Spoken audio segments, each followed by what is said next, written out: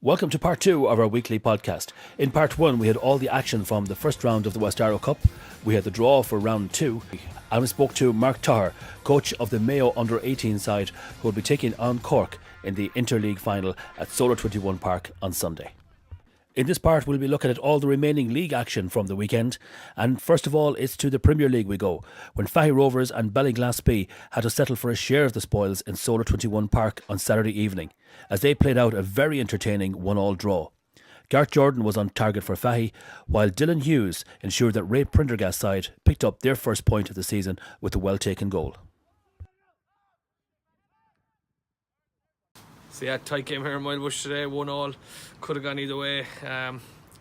We're disappointed not to have scored a winner with the chances we had. Hit the crossbar a couple of times, but to be fair, Ballyglass had some great chances too, and ones they should have scored. So both teams were wasteful in front of goal, to be fair, and 1-1 I think was definitely a fair result. Yeah, well, it was probably a game of two halves. I think we probably had the better of it in the first half. Very unlucky to concede the goal. It was direct from a free kick.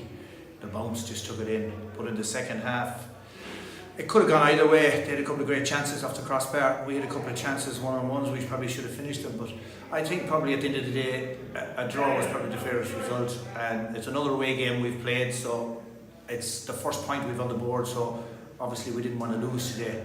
And we had a big squad with us today. Obviously not everyone there, but we had a panel. And hopefully going forward we can get a few more out training, because it's just hard as a B team. It's kind of taken, I won't say as a pub team, but lads just think that they can get away without training, but they're in a tough division and they just need to train.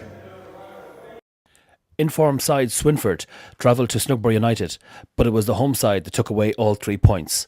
Snugborough were 2-0 up at the break as the ever-reliable Sean Curry scored twice. Swinford hit back in the second half through Paddy O'Donnell, but Snugborough had their manager come stand-in keeper Aaron Curry to thank, as he kept Swinford at bay to secure their second win of the season. Achill Rovers travelled to Westport for the early kick-off on Sunday, and it produced one of the quickest goals of the weekend, Kevin Lynch picking his spot with a magnificent shot from 30 yards.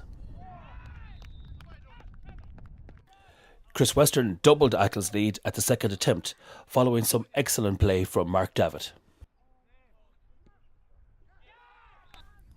It looked like Mayo under-18 player Dean Guthrie ended the tie as a contest on the hour mark when he rounded the keeper for Achill's third.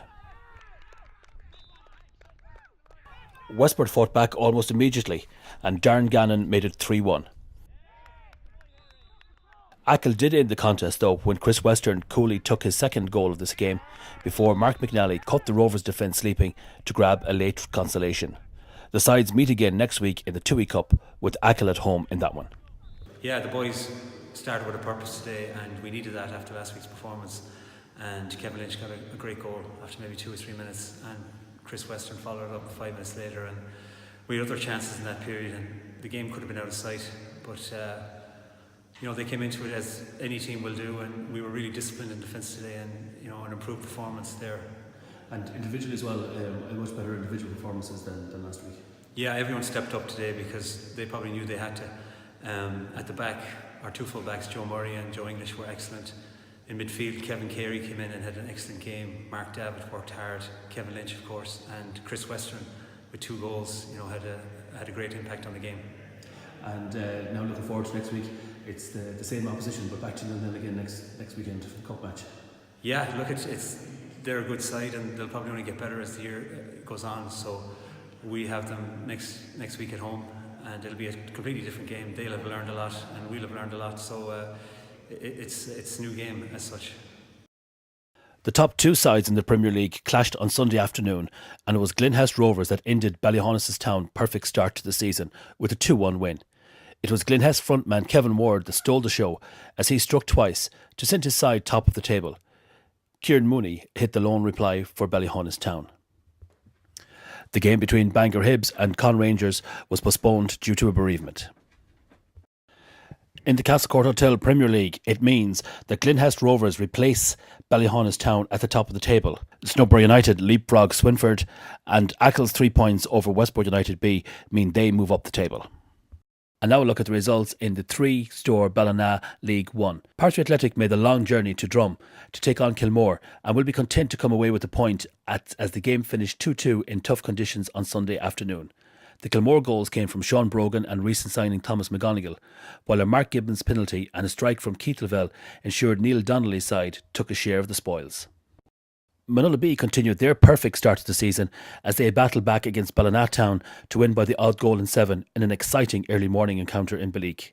Shane Devers and Dale Hopkins put Ballina 2-0 up, but before long Munulla were back in the game thanks to MJ Canavan and Lorcan Conroy. Ballina went back in front through Dara Quinn, but a goal each from Shane Durkin and Mark Mongan gave Mossy Lally's side the 3 points. Crossmolina picked up their second big win in a week as they defeated Castlebar Celtic 4-1 at Celtic Park. Shane Hinnigan put them ahead with the goal of the game on 10 minutes when his tremendous strike from 35 yards found the back of the Celtic net. Crossmolina were 2-0 up 7 minutes later when Calafala beat the offside trap to side foot home from 8 yards as Derek Graham's side took full control of the game. Celtic did have a chance to half the deficit just before half-time when they were awarded a penalty, but player-manager Brian Mannion's spot kick went just wide. The next goal was always going to be crucial, and it was Hinnigan that provided it on 73 minutes when his 25-yard free kick bounced in off the Celtic keeper. Crossmolina added a fourth on 80 minutes when Kefala got his second of the game before Celtic pulled a goal back and the 87th minute. And a quick look at the table.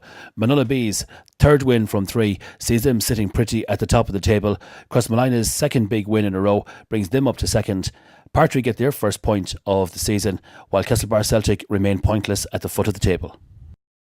In the Killeen Sports Ground League 2, Hollister continued their impressive start to the season with a hard-fought 3-2 win over Newport Burrishoole at Balleek on Saturday evening.